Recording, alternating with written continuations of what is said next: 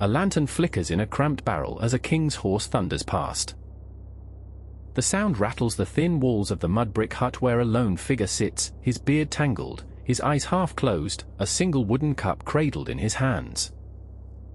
This is Diogenes of Sinope, the cynic who chose poverty as armor and satire as weapon. He is not a philosopher in the polished halls of Athens, but a streetwise provocateur who lived on the margins of society, daring anyone to question the very foundations of comfort and power. It is 336 BC, and the Greek world hums with the news that a young Macedonian, Alexander, has just been crowned king after the murder of his father, Philip II. Armies gather, cities whisper of conquest, and the air is thick with the scent of oil lamps and freshly cut wheat. In the bustling market of Corinth, Diogenes walks barefoot, his only possessions a cloak, a staff, and a small bowl. He sleeps on a barrel, a simple wooden tub that becomes his home, his statement, his philosophy. He believes virtue is found in living according to nature, free from the artificial luxuries that bind most men. First beat, the birth of a cynic. Diogenes was born in Sinope, a Black Sea port, to a wealthy family that fell into disgrace after a scandal involving the minting of counterfeit coins. The family fled, and the young Diogenes, perhaps in his late teens, arrived in Athens, the intellectual heart of the era. He became a student of Antisthenes, a direct disciple of Socrates, and absorbed the radical idea that virtue is the only true good and that it can be achieved by stripping away all that is unnecessary. Rather than merely discussing these ideas in the agora, Diogenes decided to embody them. He gave away his inheritance, sold his possessions, and chose the barrel as his dwelling, a stark visual that shouted his disdain for material excess. Second beat, the encounter with power. Word of Alexander's rise spreads like wildfire, and the Macedonian king, eager to demonstrate his magnanimity, decides to visit Corinth. He rides his warhorse through the city, a living emblem of imperial ambition. As the horse passes the barrel, the clatter of hooves wakes Diogenes.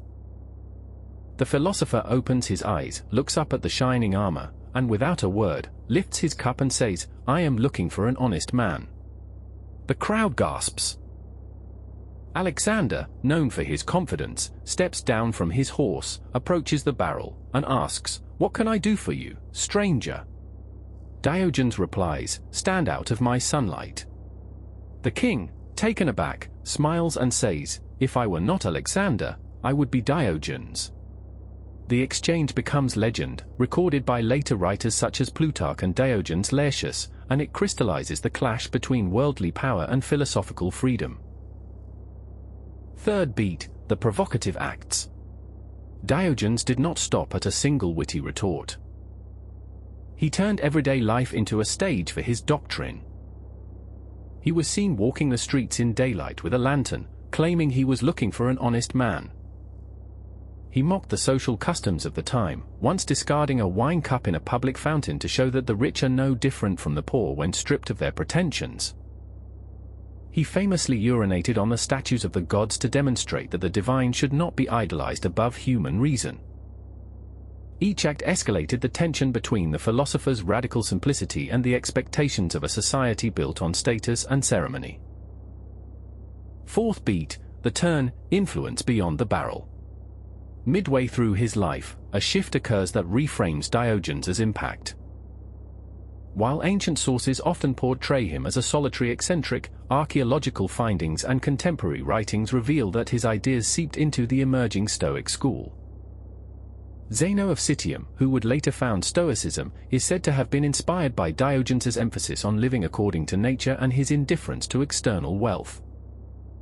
This connection, noted by later philosophers such as Epictetus, suggests that Diogenes' mockery of Alexander was not merely a personal stunt but part of a broader philosophical current that would shape Roman thought for centuries. The realization that the barrel-dwelling cynic helped lay the groundwork for a major philosophical tradition turns the anecdote from a quirky footnote into a pivotal moment in intellectual history. Fifth beat, the final days. As the years pass, Alexander's empire expands across Persia, Egypt, and into India.